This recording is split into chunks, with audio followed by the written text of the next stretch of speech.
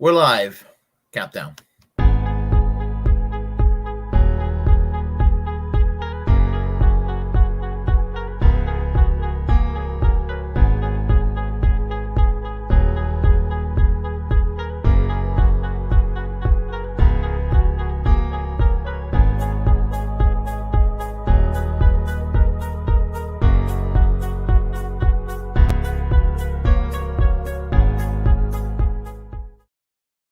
Hello, I'm Willie Bragg. Welcome to another edition of the Willie Bragg Show. I am your host, Willie Bragg. And I want to talk about something I talked about the other day regarding the truckers, and I want to kind of double up on it. But it's not really about the truckers, but about the one particular politician in Canada regarding Justin Trudeau, the current prime minister. And how he's very much like an American politician, and I just need to double down and kind of just elaborate more what I mean. So I will do that, and basically, what I want to say, as you could tell, what I've been trying to tell people lately is that Beto O'Rourke is Canada's Justin Trudeau. Beto O'Rourke, Justin Trudeau. Well, Justin Trudeau is to Canada what Beto O'Rourke is here in the United States. That's basically what I am trying to convey, because they're roughly the same kind of individuals, and. While Ted Cruz was sitting there calling Beto O'Rourke a socialist, he's not. Yeah, I mean, he didn't even support Medicare for all. And you got to be careful with people like Beto O'Rourke who will support the public option, because once you say you're for the public option and not Medicare for all, you can bet that there will be no commitment to even fight hard for a public option. So I'm distrustful of any Democrat that runs on the public option, because they're not going to fight for the public option. It's just a piecemeal to Medicare for all supporters to let them know that I might be on your side. But then when the insurance special interests and big pharma forks money in your direction, they will stab you in the back every time. So, never, I will tell any progressive and lefty within the Democratic Party, and I'm talking about real leftists in the Democratic Party, never trust someone like Beto O'Rourke. And he's just two-faced as hell. He is. Make no mistake of that. So let's talk about the current prime minister for a moment. Yes, Justin Trudeau. The only good thing I could say about him is he legalized marijuana. His government legalized marijuana about a decade ago when the Liberals came back into power. They do already have a lot of the good things that I would like to see here in the United States. But I'm going to tell you, if Justin Trudeau, if Canada did not have Medicare for all already, did not have the welfare state, and did not have the distinctions in the economy that differentiate Canada from the United States, and they're both capitalist economies. A lot of people, a lot of conservatives here think that Canada is this socialist country up north. No, I don't even know if you can classify it as a social democracy, although it is closer to that than the United States, obviously. There is a social democratic element and movement up there, an influence in society that's barely scratching the political landscape here. And that's why I do this channel, to kind of make sure that socialist concepts and social democratic ideals become mainstream in the United States. And there are people that are fighting it all the way. They don't want to even have it to where you can seriously debate it. So, well, the thing is that if Justin Trudeau would have been born in the United States or if Justin Trudeau would have just moved to the United States and entered politics, or let's say if he would have been American and he ran for president in the year 2020, I bet you that he'll be arguing against Medicare for all and probably talking about a public option. And once he's elected, as an elected member of Congress or as an elected member of the U.S. Senate, he would do next to nothing to give us Medicare for all or even a public option. That's the kind of person he is. He will wear his pink pussy hat, just as Beto O'Rourke would wear his pink pussy hat and sound politically correct and sound woke, but really do next to nothing. And that's Beto O'Rourke down in Texas, and that's Justin Trudeau up in Canada. So I just want to make that clear. I mean, really, and just to make that, as I said, those distinctions.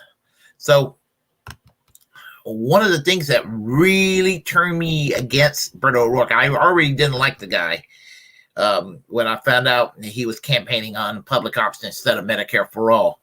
But when he backstabbed Bernie Sanders by publicly endorsing Joe Biden to destroy Bernie Sanders' chances in Texas, I'm like, he's an enemy of the left. I mean, but Americans think that Beto O'Rourke is a leftist. And I confess that there was a time in 2018, briefly, didn't know who the hell he was other than he was a congressman from the El Paso area trying to take down Ted Cruz. Now, next to Ted Cruz, Beto O'Rourke is a rock star because there's nothing lower than Ted Cruz. But that's a low bar because it's easy to take a shit on Ted Cruz because Ted Cruz represents everything that's awful about American politics in many ways. But the difference between Ted Cruz and Beto O'Rourke, at least he's honest that he's a piece of shit. Whereas Beto O'Rourke kind of hides it through being woke and, and kind of adopting a hip subculture kind of punk rock image. And do it while trying his best to look like a cross between Barack Obama and Robert Kennedy. Oh, the guy makes me sick. And then he endorsed Biden over Bernie Sanders. What a piece of shit. Fuck off, Beto O'Rourke. Fuck off. Seriously. Fuck off. Oh, I hope I made myself clear about Beto O'Rourke. He can fuck off. Well, let's go back to Canada for a second.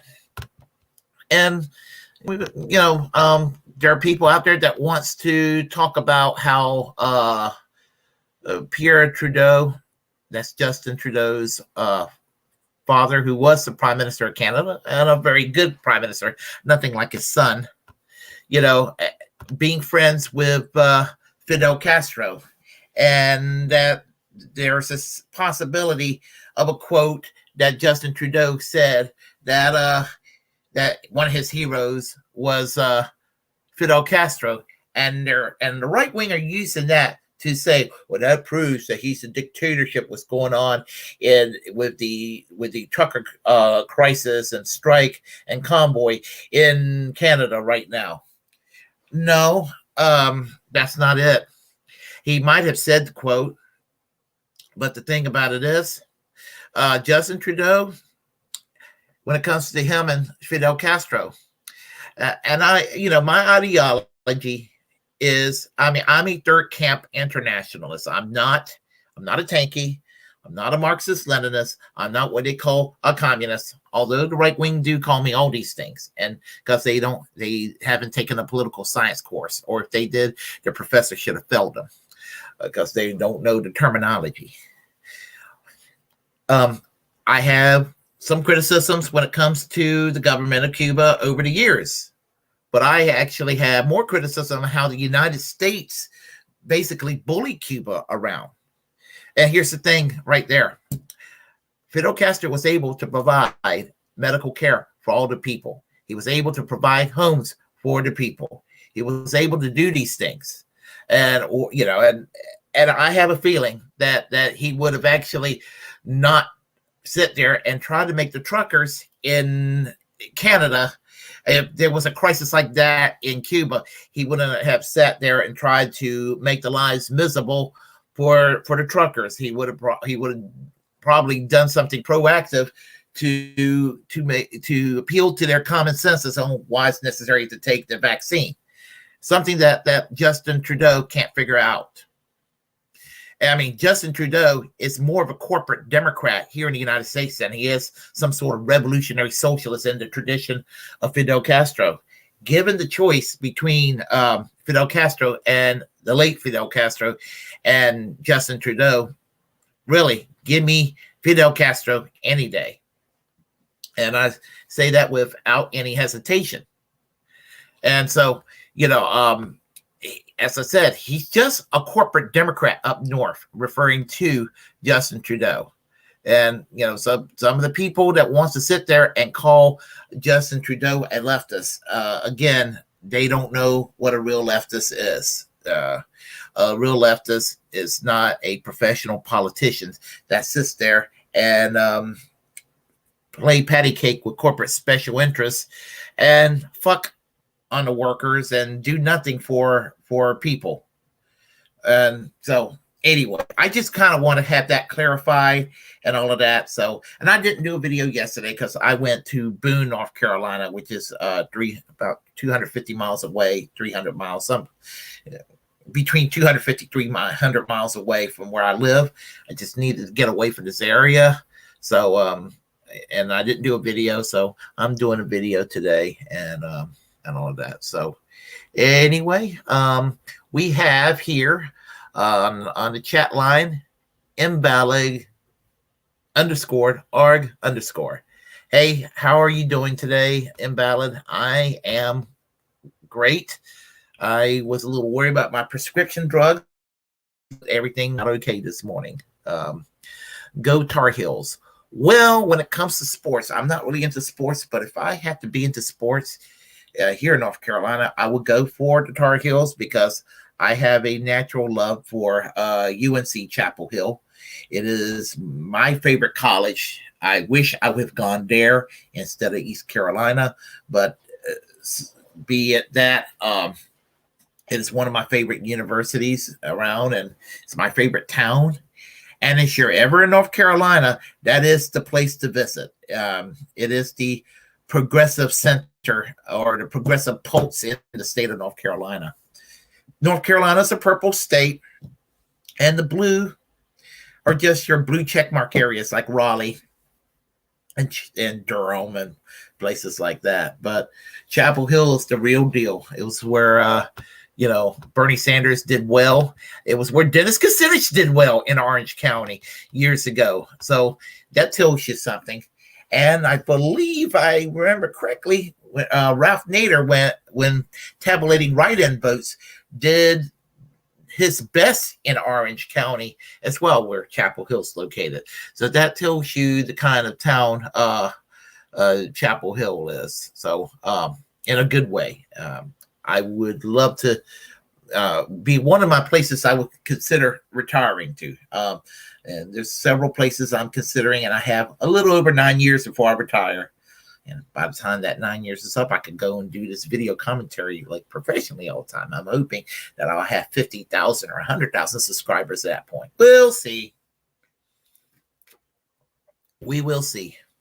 If you all like what you heard, press like and comment. If you disagree with what I have to say, well, comment anyway. We will have a conversation.